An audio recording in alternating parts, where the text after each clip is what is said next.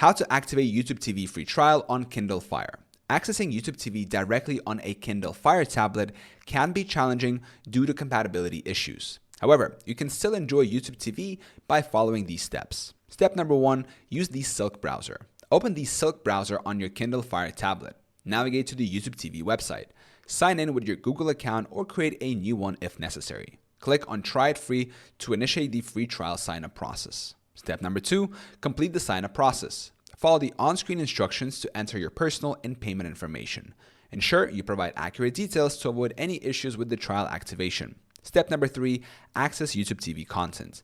After completing the sign-up, you can stream YouTube TV content directly through the Silk browser on your Kindle Fire. Bookmark the YouTube TV website for easy access in the future. Alternative method. Install Google Play Store for advanced users only. For a more integrated experience, you can install the Google Play Store on your Kindle Fire to download the YouTube TV app.